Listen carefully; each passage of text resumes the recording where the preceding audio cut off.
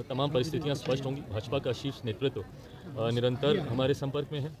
आज कई कार्यक्रम पहले से ही पूर्व निर्धारित थे आने वाले 2-3 दिन तक, जिसको कैंसिल करके आज हम अभी दिल्ली जा रहे हैं। आज हमको कर्पूरी धाम जाना था। कर्पूरी ठाकुर जी को जो देश का सर्वोच्च सम्मान दिया गया है, जिसका सपना हम लोगों ने बहुत लंबे समय से देखा था, जिसकी मांग लंबे समय से ना सिर्फ बिहारवासी बल्कि देशवासी भी करते आए थे, ऐसे में उनकी धरती पर जाकर नमन करने की इच्छा थी। अयोध्या से आया हूँ, माता सीता के का आशीर्वाद लेने की भी इच्छा थी। ये तमाम कार्यक्रम आज के लिए निर्धारित थे, बट इनको कैंसिल करके दिल्ली जा रहा हूँ। उम्मीद है 2-4 दिनों के भीतर परिस्थिति और स्पष्ट होगी। बिहार के सीएम अगर एनडीए में आते हैं तो आपको मंजूर है, क्योंकि एक मयान में 2 तलवार कैसे रहेगी? फिर आपका विरोध जग जाहिर उनके लिए। मुझे लगता है अगर मगर में अगर हम लोग उलझेंगे तो बहुत सारे प्रश्नों के बिना आधार के जवाब देना होगा। मुझे लगता है just a matter of time, कुछ ही समय में परिस्थिति स्पष्ट हो जाएगी। अगर मगर की परिस्थितियां इससे पूर्व भी कई बार आई हैं, तो अगर सिर्फ हाइपोथेटिकली ही प्रश्नों के जवाब देते रहें तो मुझे नहीं लगता कि उसका कोई आधार बनेगा।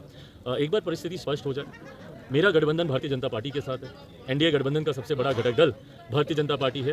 जो भी फैसला होगा वो भाजपा लोजपा आपस में मिलकर लेंगे। एक सवाल है कि तेजस्वी यादव के साथ गठबंधन करने की भी लोजपा की बात सामने आ रही है, कितनी सच्चाई है?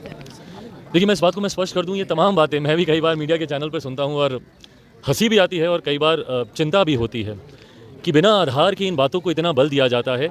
ऐसे में लोकतंत्र का जो चौथा स्तंभ है पत्रकारिता, मुझे लगता है उसके जगत में बिना आधार के कोई बातें नहीं आनी चाहिए, क्योंकि वो जनता को वो भ्रमित करती हैं।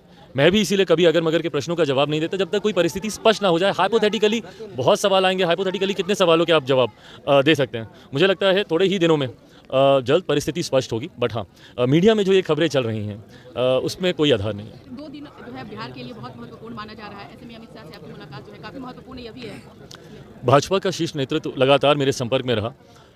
गठबंधन में संभावित नई परिस्थितियों को लेकर, जो नए बदलावों को लेकर जो कयास लगाए जा रहे हैं, उसको लेकर भी हम लोग की लगातार बातचीत होती रही है। आज दिल्ली जा रहा हूँ। उम्मीद है आने वाले हफ्ते भर के भीतर कई बैठकों के दौर होंगे। नई परिस्थितियां जैसे ही फाइनल होती है उसके आधार पर पार्टी भी अपना रुख साफ करेगी। एक तो नीतीश कुमार का सवाल है, दूसरा सीट शेयरिंग को लेकर के आज अमित शाह से क्या बात होगी? मुझे लगता है तमाम बातें 2024 लोकसभा चुनाव को लेकर, भले वो गठबंधन को लेकर हो, सीट शेयरिंग को लेकर हो,